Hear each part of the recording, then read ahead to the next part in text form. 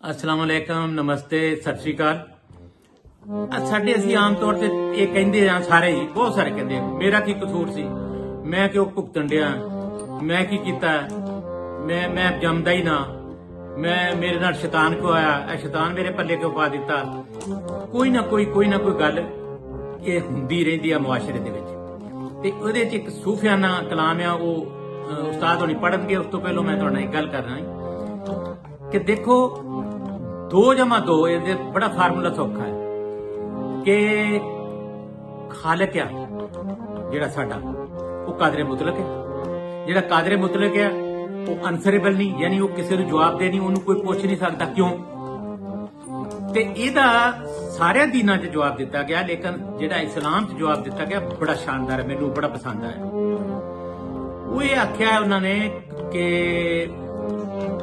ਸਬਰ, ਤੁਸੀਂ ਸਬਰ ਇਹ ਹੈ। ਅੱਲਾ ਨੇ ਕਿਤੇ ਨਹੀਂ ਕਿਹਾ ਕਿ ਮੈਂ ਹਾਜੀਆਂ ਦੇ ਨਾਲ ਹੈ, ਮੈਂ ਨਮਾਜ਼ੀਆਂ ਦੇ ਨਾਲ ਹੈ, ਮੈਂ ਜ਼ਕਾਤੀਆਂ ਦੇ ਨਾਲ ਹੈ, ਮੈਂ ਫਲਾਣਿਆਂ ਦੇ ਨਾਲ। ਇਨ ਅੱਲਾਹ ਮਾ ਸਾਬਰੀਨ, ਅੱਲਾ ਨੇ ਇਹ ਫਰਮਾਇਆ ਕਿ ਮੈਂ ਸਬਰ ਕਰਨ ਵਾਲਿਆਂ ਦੇ ਨਾਲ ਹਾਂ। ਇਹਦੇ ਪਿੱਛੇ ਬਹੁਤ ਮੈਂ ਬੜਾ ਗੌਰ ਕੀਤਾ, ਇਹਦੇ ਪਿੱਛੇ ਤੇ ਬਹੁਤ ਹਕਮਤ ਆ। ਇਹੀ ਗੱਲਾਂ ਜਿਨ੍ਹਾਂ ਦੀ ਸਾਨੂੰ ਸਮਝ ਨਹੀਂ ਆਉਂਦੀ ਕਿ ਇਹ ਕੀ ਗੱਲ ਹੈ ਵੀ ਵਾਕਈ ਯਾਰ ਇਹ ਤੇ ਪਿੱਛੋਂ ਰੂਹ ਆਉਂਦੀ ਹੈ ਜਾਂ ਸ਼ੈਤਾਨ ਕਰਵਾਉਂਦਾ ਹੈ, ਮੇਰਾ ਕੀ ਕਸੂਰ ਹੈ। ਸਪੀਡ ਮੈਨੂੰ ਹੁੰਦੀ ਹੈ, ਸਾੜ ਮੈਨੂੰ ਪੈਂਦਾ, ਨੋਕਵਾਰ ਮਤਲਬ ਉਹ ਮੈਨੂੰ ਚੁੱਭਦੀ ਹੈ। ਜਿੰਨੇ ਵੀ ਦੁੱਖ ਨੇ ਔਲਾਦ ਦੇ ਜਾਂ ਭਰਾਵਾਂ ਦੇ ਜਾਂ ਭੈਣਾਂ ਦੇ ਜਾਂ ਦੋਸਤਾਂ ਦੇ ਜਾਂ ਸੱਜਣਾਂ ਦੇ ਜਾਂ ਮੁਆਸ਼ਰੇ ਦੇ ਜਾਂ ਇਨਸਾਨੀਅਤ ਦੇ ਜਾਂ ਮੁਲਕ ਦੇ ਜਾਂ ਦੀਨ ਦੇ ਜਾਂ ਕਿਸੇ ਵੀ ਜਗ੍ਹਾ ਤੇ ਇਨਸਾਨੀਅਤ ਦੇ ਸਭ ਤੋਂ ਜ਼ਿਆਦਾ ਉਹ ਜਿਹੜੇ ਪਿੰਡੇ ਦਾ ਦਿਮਾਗ ਆ, ਜਿਹੜੀ ਇੱਥੇ ਵੀ ਇਹ ਵੀ ਪਿੰਡੇ ਦਾ ਹਿੱਸਾ। ਇਹ ਕਿਉਂ ਆ? ਇਹ ਹਰ ਦਿਮਾਗ 'ਚ ਆਉਂਦੀ ਹੈ ਔਰ ਇਹ ਇਨਸਾਨ ਦੀ ਸ਼ਾਨ ਹੈ ਕਿ ਇਹ ਗੱਲਾਂ ਉਹਦੇ ਦਿਮਾਗ 'ਚ ਆਉਣ, ਨਹੀਂ ਤੇ ਫਿਰ ਇਨਸਾਨ ਤੇ ਨਾ ਰਿਹਾ। ਅੱਛਾ, ਹੁਣ ਇਹਦਾ ਫਿਰ ਜਵਾਬ ਉਹੀ ਆ ਜਿਹੜਾ ਕੁਰਾਨ 'ਚ ਦਿੱਤਾ ਗਿਆ ਕਿ ਬਈ ਜਿਹੜੀਆਂ ਗੱਲਾਂ ਦੀ ਤੁਹਾਨੂੰ ਸਮਝ ਨਹੀਂ ਆਉਂਦੀ ਨਾ, ਉੱਥੇ ਸਬਰ ਕਰੋ। ਤੇ ਜਦੋਂ ਤੁਸੀਂ ਉੱਥੇ ਸਬਰ ਕਰੋਗੇ ਤੇ ਫਿਰ ਮੈਂ ਕਿਹਾ ਕਿ ਮੈਂ ਸਬਰ ਕਰਨ ਵਾਲੇ ਦੇ ਨਾਲ ਆ, ਤੇ ਫਿਰ ਮੇਰਾ ਉਹਦਾ ਨਾਮ ਫਿਰ ਮੇਰੇ ਕੋਲ ਲਵੋ। ਇਹ ਇਹਦੇ 'ਚ ਸੂਫੀਆਨਾ ਕਲਾਮ ਹੈ। ਇਹਦੇ 'ਚ ਜਿਹੜਾ ਤੇ ਹੁਣ ਆਖਰੀ ਤੇ ਇੱਕ ਗੱਲ ਮੈਂ ਛੇਤੀ ਤੁਹਾਨੂੰ ਕਹਿਣਾ ਕਿ ਇਹ ਮੈਂ ਪੰਜਾਬੀ ਦੀ ਜਿਹੜੇ ਪ੍ਰੋਗਰਾਮ ਕਰ ਰਿਹਾ, ਮੈਂ ਤੁਹਾਡੀ ਔਲਾਦ ਵਾਸਤੇ ਕਰ ਰਿਹਾ, ਕਰੋੜ ਸਾਲ ਬਾਅਦ ਦੀ ਔਲਾਦ ਵਾਸਤੇ ਕਰ ਰਿਹਾ। ਉਹਨਾਂ ਦੀ ਇੱਕ ਐਡੀਸ਼ਨਲ ਲੈਂਗੁਏਜ ਹੈ, ਇੱਕ ਉਹਨਾਂ ਕੋਲ ਮਿਸਾਲ ਤੌਰ ਤੇ 5 ਜ਼ਬਾਨਾਂ ਬੋਲਦੇ ਤੇ 6ਵੀਂ ਮਾਂ ਬੋਲੀ ਆ। ਤੇ ਇਹ ਉਹਨਾਂ ਕੋਲ ਖੋਹ ਨਾ ਲਿਓ, ਇਹ ਵਿਰਾਸਤ ਹੈ ਉਹਨਾਂ ਦੀ, ਖੋਹ ਨਾ ਲਿਓ। ਇਹ ਉਹਨਾਂ ਨੂੰ ਬੋਲਣ ਦਿਓ ਤੇ ਉਹਨਾਂ ਨਾਲ ਬੋਲੋ, ਤਾਂ ਕਿ ਉਹਨਾਂ ਦੀ ਇੱਕ ਮਿਸਾਲ ਤੌਰ ਤੇ 6 ਮਰਬੇ ਨੇ, ਤੁਸੀਂ ਆਪਣੀ ਔਲਾਦ ਨੂੰ ਦੇ ਰਹੇ ਤੇ ਇੱਕ ਮਰਬਾ ਪਰਾ ਕਰਕੇ ਤੇ ਉਹਨੂੰ ਅੱਗ ਨਹੀਂ ਲਾਣੀ ਕਿ ਵੀ ਇਹ ਤੇ ਮੈਂ ਆਪਣੀ ਔਲਾਦ ਨੂੰ ਨਹੀਂ ਦੇਣਾ, ਨਹੀਂ ਉਹ ਵੀ ਦਿਓ, 6 ਦੇ 6 ਦਿਓ। ਉਹ ਜਿਹੜਾ ਉਹਨਾਂ ਨੂੰ ਫਿਰ ਦੂਜਾ ਗੱਲ, ਉਹ ਜਿੰਨਾ ਚਿਰ ਉਹਨਾਂ ਨੂੰ ਇਹ ਨਹੀਂ ਦੱਸੋਗੇ ਤੁਸੀਂ ਕਿ ਤੁਹਾਡੀ ਮਾਂ ਬੋਲੀ ਦਾ ਮਤਲਬ ਮਾਂ ਹੈ, ਜਿੰਨਾ ਤੇ ਤੁਸੀਂ ਉਹ ਹੀ ਨਾ ਦੱਸੋ ਕਿ ਗੈਰਤ ਕੀ ਹੁੰਦੀ ਹੈ। ਗੈਰਤ ਹੁੰਦੀ ਹੈ ਮਾਂ। ਤੇ ਜੇ ਤੁਸੀਂ ਮਾਂ ਬੋਲੀ ਨਾਲ ਪਿਆਰ ਨਹੀਂ ਕਰਦੇ, ਬੇਵਫਾਈ ਕਰਦੇ, ਤੇ ਗੈਰਤਮੰਦ ਨਾ ਹੋਵੇ। ਤੇ ਜਿਹੜਾ ਗੈਰਤਮੰਦ ਨਹੀਂ ਉਹ ਕੌਣ ਹੁੰਦਾ? ਉਹ ਤੁਸੀਂ ਆਪ ਸਮਝਦੇ ਹੋ, ਮੈਂ ਨਹੀਂ ਕਿ ਮੈਂ ਕਿਉਂ ਕਹਾਂ ਉਹ ਬੇਗੈਰਤ ਹੁੰਦਾ, ਲੇਕਿਨ ਤੁਸੀਂ ਆਪ ਸਮਝ ਲੈਣਾ ਕੀ ਹੁੰਦਾ। ਤੇ ਗੱਲ ਇਹ ਹੈ ਕਿ ਇਹ ਦੂਜਾ ਹੈ ਕਿ ਮੈਂ ਆਪਣੀ ਜ਼ਾਤ ਵਾਸਤੇ ਨਹੀਂ ਕਰ ਰਿਹਾ। ਮੈਂ ਤੁਹਾਨੂੰ ਦੱਸਿਆ ਨਾ ਕਿ ਮੈਂ ਕਿਹਨਾਂ ਵਾਸਤੇ ਕਰ ਰਿਹਾ। ਹਾਂ, ਇੱਕ ਮੈਂ ਚਾਹੁੰਦਾ ਵਾਂ ਕਿ ਯਾਰ ਮੈਂ ਰੋਜ਼ ਇਹ ਕਰਦਾ, ਜ਼ਾਹਿਰ ਹੈ ਮੈਂ ਪੈਸੇ ਵੀ ਖਰਚ ਕਰਦਾ, ਜਾਂ ਮਿਊਜ਼ਿਕ ਵਾਲੇ ਬੈਠੇ ਹੋਰ ਵੀ ਤੁਹਾਨੂੰ ਪਤਾ ਹੈ ਕਿਸ ਬੰਦੇ ਨਹੀਂ ਪਤਾ, ਬਹੁਤ ਲੱਖ ਰੁਪਏ ਮੈਂ ਖਰਚ ਕਰਦਾ। ਲੇਕਿਨ ਸਵਾਲ ਇਹ ਆ, ਇਹ ਸੁਣ ਵੀ ਲੈਂਦੇ ਨੇ ਬਹੁਤ ਸਾਰੇ ਲੋਕ, ਮੈਨੂੰ ਮੈਸੇਜ ਵੀ ਆਏ ਦੇ, WhatsApp ਤੇ ਵੀ ਆਉਂਦੇ। ਬੜੀ ਮਿਹਰਬਾਨੀ ਲੋਕਾਂ ਦੀ ਕਿ ਲੋਕੀ ਇਹਨੂੰ ਸਬਸਕ੍ਰਾਈਬ ਨਹੀਂ ਕਰਦੇ। ਕੁੱਲ 455 ਸਬਸਕ੍ਰਾਈਬਰ ਆ ਮੇਰੇ ਕੋਲ, ਜਦੋਂ ਕਿ ਮੇਰੇ ਵਿਊਅਰਸ ਨੇ 2 ਕਰੋੜ। ਉਹ ਵਿਊਅਰਸ ਕਿੱਥੇ ਨੇ? ਦੂਸਰੇ ਲੋਕਾਂ ਦੇ ਚੈਨਲ ਤੇ। ਮੈਂ ਸਾਰਿਆਂ ਵਾਸਤੇ ਫ੍ਰੀ ਕੀਤਾ, ਮੈਂ ਕੋਈ ਕਾਪੀਰਾਈਟ ਜਿਹੜਾ ਮਰਜ਼ੀ ਚਲਾਵੇ, ਇਹ ਨਹੀਂ ਜਿਹੜਾ ਮੈਂ ਕਲਾਮ ਪੜ੍ਹ ਰਿਹਾ YouTube ਵਾਲਾ ਨਹੀਂ, ਦੂਸਰਾ ਸਾਰਾ।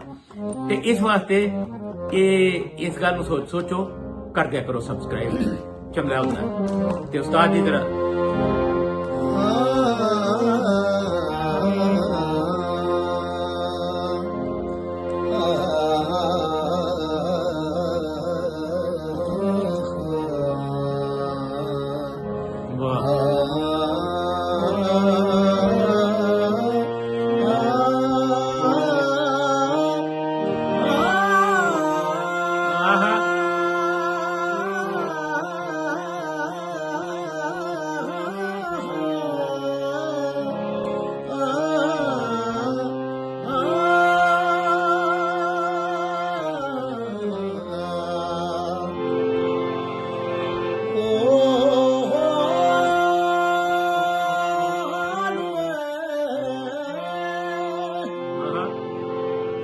करे रूते रू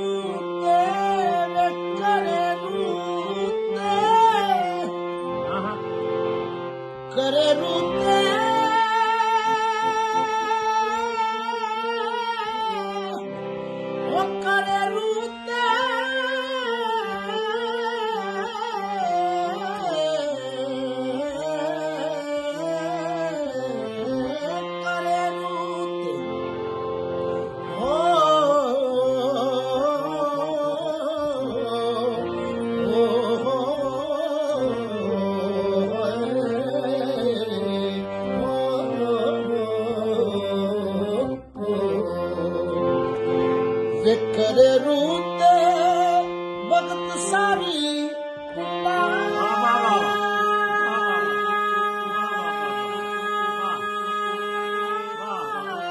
करे रूह ते भुगते सारे पिंडा वाह वाह वो करे रूह ते भुगते सारी पिंडा वाह वाह ਸਾਰੀ पिंडा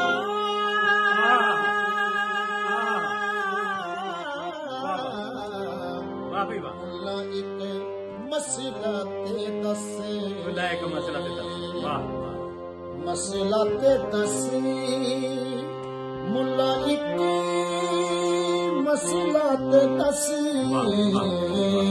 ਇੱਕ ਮਸਲਾ ਤੇ ਦੱਸੀ वाह वाह ਫਿਕਰ ਰੂਤੇ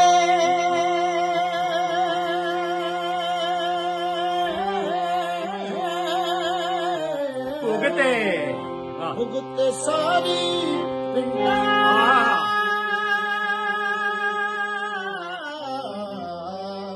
ਮੁੱਲਾ ਇੱਕ ਮਸਲਾ ਤੇ ਦੱਸੇ ਇੱਕ ਮਸਲਾ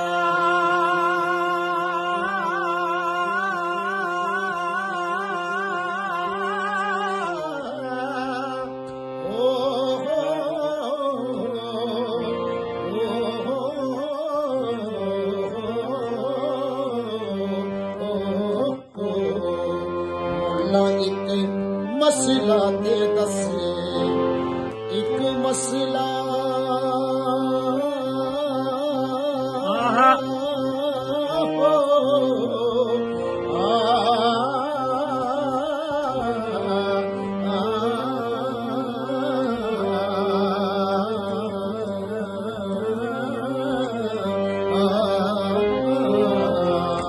ਮੁੱਲਾ ਇੱਕ ਮਸਲਾ ਤੇ ਦੱਸੇ ਬਾਬਾ ਸੋਤਾ ਮੁੱਲਾ ਇੱਕ ਮਸਲਾ